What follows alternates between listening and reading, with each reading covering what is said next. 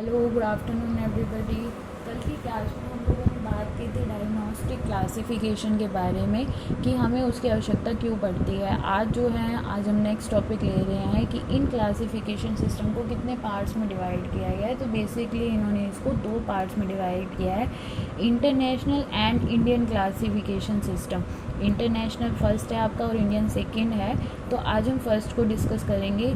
देखिए, आपको इसकी डीएसएम तक पहुंचने के लिए आपको सबसे पहले इसकी थोड़ी सी हिस्ट्री जाननी पड़ेगी कि ये क्लासिफिकेशन कब से स्टार्ट हो गए थे। तो जो इंटरनेशनल क्लासिफिकेशन सिस्टम है ये इंटरनेशनल लेवल पे हुआ, बड़े तरीके से हुआ है। और ऐसा माना जाता है, जब आप हिस्ट्री को उठा के देखते हो तो हमें ये देखने को मिलता है, जो ग्रीक, रोमन और इजिप्ट देशवासी थे, जो वहाँ के लोग थे, उन्होंने असामान्य व्यवहार को पहचानना शुरू कर दिया था, आइडेंटिफाई करना शुरू कर दिया था। लेकिन एक्चुअल में इसके ऊपर काम कब हुआ, वो हुआ 19 सेंचुरी में, जब अमेरिका और यूरोप के अंदर हॉस्पिटल्स खुल गए, इन लोगों के लिए स्पेशल वार्ड्स बनाए गए और वहाँ पर इनका प्रॉपर तरीके से ट्रीटमेंट शुरू किया गया। इसके बाद फिर एक नई उदय हुआ इन चीज़ों को लेकर, एक नई सफलता देखने को मिली 1913 के अंदर, जब क्रैपलिन आए। क्रैपलिन कौन थे? ये जर्मन साइकेट्रिस्ट थे, मनोचिकित्सक थे, ये भी इन्हीं का इलाज करते थे। और इन्होंने जो क्लासिफिकेशन सिस्टम आया उसका इनको फादर माना गया। इसके अलावा जो है इन्होंने टू साइकोसिस की बात की। अगर मैं हिंदी में इसको बोलूँ तो इसको हिंदी में मनोविक्षिप्त बोला गया है।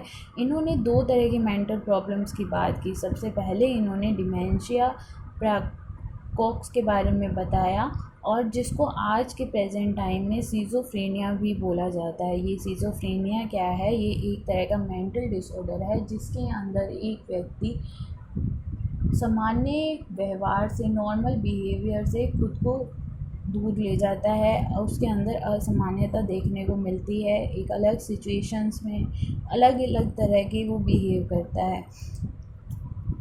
इसके अलावा जो इन्होंने सेकंड प्रॉब्लम बताई, जो सेकंड कैटेगरी बताई, दैट इज़ मैनिक डिप्रेसिव साइकोसिस, जिसको आज के टाइम में डिप्रेशन डिसऑर्डर भी या डिप्रेसिव डिसऑर्डर भी बोला जाता है। बस आज के टाइम में इन चीज़ों के नाम चेंज हो गए हैं, लेकिन क्रैपलिन का जो योगदान है, कंट्रीब्यूशन है क्लासिफिकेशन के अंदर, वो बहुत ही इम्पोर्टेंट माना गया है। इसके बाद जब सेकेंड वर्ल्ड वॉर हुई तो 1948 में हमारे जो WHO है, वर्ल्ड हेल्थ ऑर्गेनाइजेशन, इन्होंने ICD का एक नया एडिशन लेके आया। ICD क्या था? ICD था आपका international statistical classification of disease, या इसको injuries and causes of death भी बोला जाता है। ये एक ऐसा मैनुअल होता है जहाँ पर आपकी सभी एबनॉर्मल बिहेवियर, जो मेंटल डिसऑर्डर्स होते हैं, उनको क्लासीफाई किया जाता है। ये जो 6th एडिशन लेकर आए, इस 6th एडिशन के अंदर जो क्लासिफिकेशन दिया गया मेंटल डिसऑर्डर्स का, वो एक बहुत ही फॉर्मल वे में था। फॉर्मल वे के मतलब अलग अलग सिम्टम्स, अलग अलग प्रॉब्लम्स के लिए बताए गए, जिससे हम किसी भी सिम्टम को एक दूसरे से अलग बताकर उसकी डिसऑर्डर की पहचान कर सकते थे। और वो सब किसके कारण पॉसिबल हुआ? जब अमेरिकन के साइकेट्रिस्ट ने इसके अंदर अपना कंट्रीब्यूशन दिया। ये कार्य तभी डेवलप हो पाया कि असामान्य व्यवहार को और ज़्यादा आइडेंटिफाई किया जाने लगा। इसके बाद जो ICD 6 था, इसके बाद इनकी पब्लिश होने के बाद DSM आया। DSM क्या है? This is a diagnostic and statistical manual of mental disorder.